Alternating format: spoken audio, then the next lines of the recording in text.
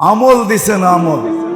কাব ইবনে আহবার রাদিয়াল্লাহু তাআলা আনহু উনি বলতেছিলেন, আমাকে আল্লাহ রসুল আমল শিখায়া গেছেন, আমল শিখায়া গেছেন। আমি রসুলের আমল খুঁজে পাইছি। আমি ডেলি সকাল বিকাল পড়ি, সকাল বিকাল পড়ি। আমার বিশ্বাস আকাশও যদি জমিনে নাইমা আসে আমার কোনো ক্ষতি হবে না, আমার কোনো ক্ষতি হবে না। আমার বিশ্বাস আমার কোনো ক্ষতি হবে না, আমার কোনো ক্ষতি হবে না। কারণ আমাকে দোয়া শিখায় দিছে, আমি দোয়া পাইছি।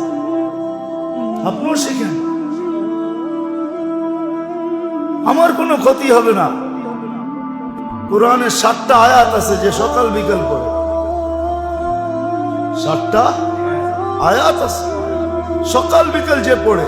কাব ইবনে আহবার রাদিয়াল্লাহু তাআলা আনহু বলতেছে, আকাশও যদি জমিনে নেমে আসে আমার বিশ্বাস আমি সুরক্ষিত থাকবো, কিচ্ছু হবে না।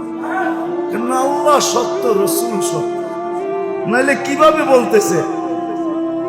নিজেরই সঙ্গী জানে মিথ্যা বলার কোনো অবকাশ এদের কাছে নাই, মিথ্যা এদের জীবনে নাই, অবকাশ আবার কি? যার ভিতরে যেটা নাই ওটা দেওয়া সম্ভব না। আমি সুর দিলে আপনারা হাসবেন, এইভাবে বয়ান করলেই ভালো লাগবে, ঠিক না? আমার ভিতরে সুর নাই, কোত্থেকে দিব আমি, ঠিক না? সুর দিতে গেলে মানুষ বলবে কাউয়া কুকিলের ভাব নিতেছে, ঠিক না?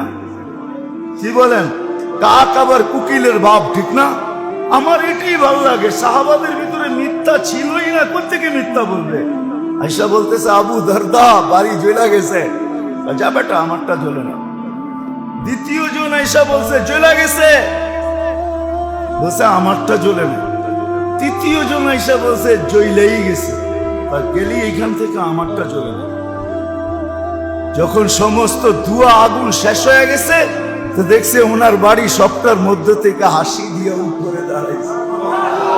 সবাই জিজ্ঞাসা করছে, তুই এইভাবে বললি কি করে যে জ্বলে নাই?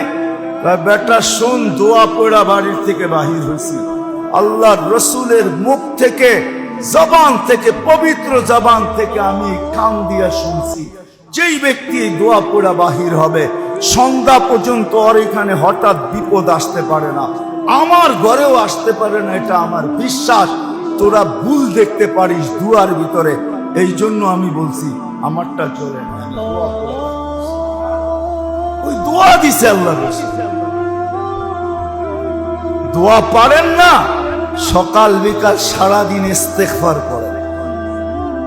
মান লাজিমাল ইস্তেগফার আখরাজাল্লাহু মিন কুল্লি হাম্মিন ওয়া গাম্মিন ওয়া ইউখরিজু লাহু মিন কুল্লি যিকিন মাখরাজা ওয়া ইয়ারযুকহু মিন হাইসু লা ইয়াহতাসিব।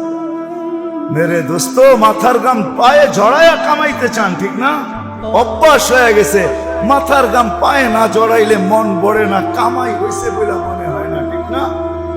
এটাই তো আমাদের অভ্যাস। কি বলেন? রাগ হয়ে গেলেন? হ্যাঁ, দোকান সেই ফজরে খুলছে, 12টা বেজে গেছে, এখনো বন্ধ করে না। মাথার গাম পায়ে ফেলায়া ক্লান্ত হয়ে কামাইতে চায়, কিন্তু আল্লাহ রসুল সহজ করছিলেন, মান লাজিমাল ইস্তেগফার, সারাদিন ইস্তেগফার করতে থাক, তোর ধারণা অতীত রিজিক দিয়া সাথ তাড়াতাড়ি বন্ধ করায় দিবে। তুই বাধ্য হবি বন্ধ করতে। তুই যখন দেখবি ঘন্টা দুয়েকে এত কামাই হয়ে গেছে, তুই নিজেই বলবি এত হয়ে গেছে, আর বইয়া থেকে লাভ কি, বন্ধ কর, চল বাড়িতে। আল্লাহ অল্পতে দিয়া দিবে। যেইখানে রাস্তা হয় না ওইখানে রাস্তা বানায় দিয়ে দেখায় দিবে। যেইখানে দুনিয়া সুই ঢুকাইতে পারবে না আল্লাহ কুড়াল ঢুকায় দেখায় দিবে, রাস্তা করে দেখায় দিবে।